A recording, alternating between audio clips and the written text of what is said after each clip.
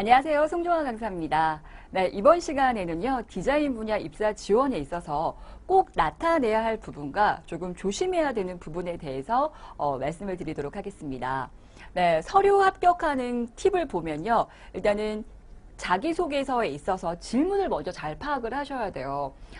요즘에 질문들이 영양적인 질문들, 뭐 서술하시오, 기술하시오 이러한 질문들이 많이 나오고 있는데요. 되게 디테일한 질문들이 많습니다. 근데 가끔은 이제 학생들의 자기소개서를 보면 질문에 의도한 거와 다른 방향으로 가는 친구들이 있습니다. 그래서 자기소개서에 그 질문 항목을 먼저 파악을 하시고 이 질문을 어떤 것들을 묻는지, 어떤 것들을 나타내야 되는지 그런 것들을 먼저 좀 파악을 하는 게 조금 중요하지 않을까 싶습니다. 그래서 뭘 원하는지 좀 우선적으로 파악을 하셔야 되고요. 그리고 지원하고자 하는 기업에 있어서 내가 어울릴 수 있는 경력에 대한 부분들을 좀 어필을 하시면 좋겠죠. 그래서 그런 부분을 나타내고, 그리고 나의 강점 하나의 키워드를 잡아서 저는 뭐 했고요, 뭐 했고요, 뭐 했고요 이게 아니라 내가 어떤 하나의 경험을 바탕으로 어떻게 내가 열심히 했는지, 그거에 대한 결과는 어떠한지, 이 경험을 통해서 내가 무엇을 배우고 느꼈는지 이런 것들을 하나의 스토리로 쭉 풀어낼 수 있도록 작성을 하시는 게 좋습니다. 그래서 내가 저 뭐 했고요, 뭐 했고요 나열하기보다는 내가 하나의 키워드를 잡으시고 그거에 대해서 좀 나열을 해주신다면 훨씬 더 나라는 사람에 대해서 잘 나타낼 수 있지 않을까 싶습니다. 네, 그리고 문장력이나 미사어구보다는 구체적인 사례를 넣어라라는 이야기를 하는데, 네, 마찬가지 자기소개서를 작성을 하다 보면 추상적인 방향으로 되게 많이 흘러갑니다. 특히 나의 성격을 나타내는 부분에 있어서는 저의 성격은 어떠합니다라고 해서 사례가 들어가야 되는데, 사례가 들어가는 게 아니라 어떤 그냥 그 성격에 대해서 어떠하다라고 해서 성격에 대한 부분을 어필하는 친구들이 많은데, 항상 내 사례를 바탕으로 해서 그거를 증명해 줄 수 있게끔 자기소개서를 작성을 하셔야 된다는 겁니다. 네, 입사 지원서에 있어서 이력서는 누구나 다 좀 쓰기 쉬울 텐데요. 그래서 간단하게만 짚고 넘어가면, 일단 이력서에서는 최대한 성실하게 작성하되 깔끔하게. 그래서 뭐 여러분들은 연월이라든지 뭐 그다음에 내가 내용이라든지 이런 것들 정렬이나 이런 것들을 최대한 깔끔하고 통일되게 여러분이 작성을 하시는 게 필요하고요. 마찬가지 글자체나 크기도 마찬가지 동일하게, 그리고 연월을, 그리고 맞춤법 오타 띄어쓰기는 너무나도 중요합니다. 여러분들이 책을 사서 읽더라도 책을 이렇게 보다 보면 쭉 가다가 오타라든지 띄어쓰기는 이거 눈에 너무 잘 들어와요. 그러면 우리가 그 작가에 대한 신뢰가 떨어질 수밖에 없습니다. 그래서 마찬가지 여러분의 정말 내가 보여주고 싶어하는 자기소개서나 이력서에 이러한 맞춤법이나 오타 띄어쓰기가 잘못되어 있다라면 이 친구는 좀 꼼꼼함이 부족한가? 우리 회사에 대해서 그런 간절함이 부족한가? 라는 것들을 보여줄 수 있기 때문에 여러분들의 몇 번의 검토를 통해서 이런 부분 좀 조심을 하셔야 될 것 같다는 생각이 들고요. 영어, 뭐 한자, 외러, 특수어 이런 것들은 정확하게 여러분들이 나타내셔야 된다는 겁니다. 그리고 희망 연봉은 여러분들이 뭐 정확히 금액을 나타내라라고 했을 때는 좀 조사를 해서 그 연봉이 비슷하게 여러분이 작성을 하셔야 되고요. 내가 받고 싶은 돈이 아니라 지금 그 회사의 흐름에 맞도록 연봉을 작성을 하신다거나 아니면 회사 내규에 따름이라라고 여러분들이 기입을 하시는 게 좋습니다. 그리고 경험을 쓰되 직무와 연관된 사항을 좀 작성을 하시는 게 좋습니다. 가끔 어떤 회사에서는 아르바이트 제외라고 하는 회사들이 있습니다. 그랬을 때 내가 그 경력사항에 얼만큼 작성을 할 수 있는지를 여러분들이 보셔야 되고요. 내가 그게 아니라면 내가 아르바이트 중에서도 좀 오래 일했던 거, 내가 오래 일했던 건 그 친구의 어떤 성실성이나 끈기들을 좀 보여줄 수 있는 부분이기 때문에 오래 일했던 거나 아르바이트라 하더라도 내가 조금 더 직무에 좀 도움이 될 수 있다. 그런 부분이 있다라면 여러분들의 경험 사항에 좀 쓰시면 좋을 것 같고요. 자, 그리고 이메일로 전송을 할 때는 여러분들의 제목이라든지 메일 내용이라든지 메일 주소라든지 이러한 것도 좀 꼼꼼히 체크를 해보시면 좋을 것 같고요. 아무래도 이력서상이 제일 중요한 거는 빈칸이 많으면 이 친구가 참 열심히 살지 않았구나라는 것들을 보여줄 수밖에 없습니다. 그래서 최대한 내가 빈칸이 없게끔 가득 채워 있는 이력서를 보게 되면 이 친구 정말 열심히 살았구나라는 것들이 그냥 짐작할 수 있겠죠. 그래서 빈칸이 없게끔 그리고 나만의 어떤 차별화될 수 있는 그러한 사례 경험들을 나타내 주는 게 좋지 않을까 싶습니다. 네, 그리고 활동 경험은 직무와 관련된 순서로 이제 여러분들이 작성을 하셔야 되고요. 내가 직무 관련 경험을 내가 밑에 쪽에 있으면 그거를 그냥 안 보고 지나칠 수도 있습니다. 그래서 가장 위쪽에 배열을 하시는 게 좋고요. 마찬가지 수상 경력도 구체적으로 내가 어떠한 공모전에서 어떤 상을 받았는지 좀 구체적으로 작성을 하시는 게 좋고요. 입상하지 못하더라도 그러한 도전했던 경험에 있어서는 여러분이 좀 작성을 해주시는 게 필요합니다. 그리고 관련 프로젝트 경험에 있어서도 최대한 여러분이 정리를 해서 이력서상에 잘 표현이 될 수 있도록 여러분들이 보여주시면 좋지 않을까 싶습니다.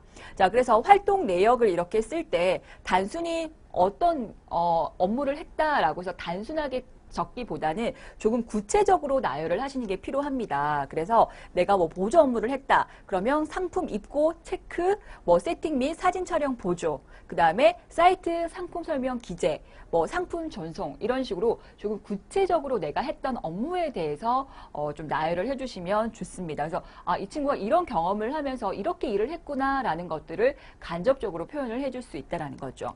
네, 마찬가지 디자인 업무 보조 및 설문조사 보조, 그리고 시장 분석 및 정보 기획 보조 및 샘플 제작 보조, 그 다음에 보육원 아동들을 위한 의복 리폼과 재활용, 의류 판매, 네, 축제기간 학교 행사 티 디자인 판매 이런 식으로 최대한 내가 어떤 일들을 했는지 그런 업무 내역이나 활동 내역에 있어서 여러분들이 좀 디테일하게 작성을 해주는 것 또한 여러분들의 마음을 표현해 줄 수 있고 이 친구가 이렇게 일을 했구나라는 것들을 표현해 줄 수 있는 방법 중에 하나입니다. 네, 그래서 이제 자기소개서를 작성을 할 때는 눈에 잘 들어오는 자기소개서가 좋습니다. 여러분들이 서점에 책을 사러 갔을 때도 뭔가 글씨가 빼곡하게 있으면 일단은 읽기가 부담스럽고 눈에 잘 들어오지 않죠. 그래서 눈에 잘 들어올 수 있는 그러한 자기소개서를 작성을 하시는 게 좋고요. 자, 소제목을 좀 달아주시는 게 좋습니다. 그래서 큰 뭐 헤드라인이라든지 특히나 소제목을 좀 활용을 해주시는 게 좋아요. 우리가 자기소개서는 글로만 이루어져 있기 때문에 소제목이 없게 되면 뭔가 이 친구가 뭐 했지라고 해서 꼼꼼하게 읽지 않은 이상 그러한 것들이 좀 읽고 싶은 그런 흥미에 대한 부분이 떨어질 수밖에 없습니다. 그래서 소제목을 통해서 이 친구가 이게 무슨 내용이지 어떠한 경험을 했지라고 해서 읽고 싶게끔 여러분들이 만들어주는 게 좀 필요하지 않을까 싶습니다. 네, 그래서 그런 소제목을 좀 활용을 하시는 게 좋고요. 그리고 두 갈식으로 작성을 하시는 게 좋습니다. 특히 우리가 책을 읽으면 사람의 눈은 왼쪽에서 아래쪽, 오른쪽 아래쪽으로 내려가게 되어 있는데요. 그래서 내가 중요하게 했던 그러한 경험들을 좀 상단에 배치를 하시는 게 필요하고요. 그리고 내가 두 갈식을 통해서 이 친구가 뭐 했구나 라고 해서 우리가 서류 이력서 자기소개서를 검토하는 시간이 평균 잡아서 2분 정도 2, 3분밖에 되지 않습니다. 그래서 여러분들이 최대한 내가 했던 경험들이 눈에 잘 들어올 수 있게끔 두 갈식으로 좀 작성을 하실 필요가 있고요. 그리고 한 문장은 너무 길어서도 읽기가 힘들 수가 있고 불필요한 단어들이 많이 들어갈 수가 있습니다. 그래서 최대한 한 줄 반에서 두 줄 사이에 여러분들이 문장을 좀 끊어줬으면 좋겠고 단락을 좀 구분해서 여러분들이 읽고 싶게끔 눈에 잘 들어올 수 있게끔 만들어주는 게 필요합니다. 그리고 숫자를 활용해 주시는 것도 하나의 방법일 수가 있다는 거죠. 자, 예를 들어서 수치를 활용을 할 때 저는 땡땡 디자인 공모전에서 입상을 했습니다 라고 했을 때 이 친구 어떤 공모전에 입상을 했다는 거지 막연할 수 있겠죠. 그런데 A사에서 주관한 디자인 공모전에서 약 50개 팀 중에서 5등으로 입상을 수상하였습니다. 자, 이 내용을 봤을 때 50개 팀에서 5등을 했다라면 그래도 대단한 부분에 속할 수 있겠죠. 그래서 여러분들이 그냥 막연하게 저는 어떤 공모전에 나가서 수상했습니다 하기보다는 그러한 것들을 수치화시켜서 이야기를 해준다라면 훨씬 더 좋지 않을까 싶습니다. 뭐 예를 들어서 보육원에서 아이들의 옷을 리폼하는 업무를 했었습니다 할 때도 내가 그 아이들의 보육원에서 뭐 30명 정도 되는 아이들의 옷을 리폼해서 만들어준 경험이 있습니다. 뭐 축제 기간 티셔츠를 판매해서 약 200만 원의 뭐 매출을 올릴 수 있었습니다. 라고 할 수 있는 그런 수치화적인 부분을 사용을 하게 된다면 훨씬 더 눈에 잘 들어올 수 있고 그러한 것들에 대해서 잘 표현해 줄 수 있다는 겁니다.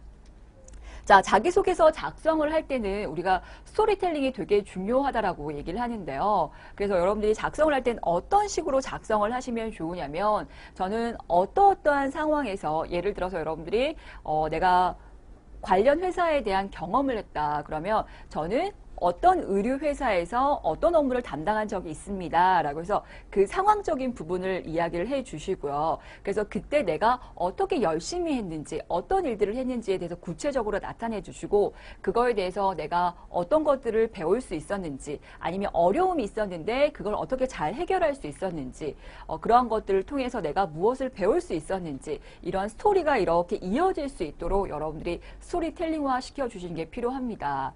그리고 기업에서 원하는 거는요, 저 뭐 했습니다. 이거보다는 뭐 했습니다는 많은 친구들과 비슷할 수 있겠죠. 근데 중요한 거는 그 뭐 했습니다에 그 다음으로 들어가야 할 거는 그 경험을 통해서 무엇을 배우고 느꼈는지가 되게 중요한 부분일 수 있습니다. 그래서 여러분들이 자기소개서를 쓸 때 항상 마지막에는 저는 그 경험을 통해서 무엇을 배울 수 있었습니다. 무엇을 길렀습니다. 무엇을 느꼈습니다. 라고 해서 마지막으로 여러분 작성을 해주시면 좋으실 것 같고요. 여기서 하나 덧붙인다라면 이러한 부분은 회사에 들어가서도 어떻게 하겠습니다. 이러한 부분은 제가 하려는 직무에도 어떻게 도움이 될 것 같습니다. 라고 해서 회사와 직무에 조금 더 연결해서 작성을 하신다면 그 회사와 직무에 조금 더 맞춤 이력서 자기소개서가 될 수 있지 않을까라는 생각을 합니다.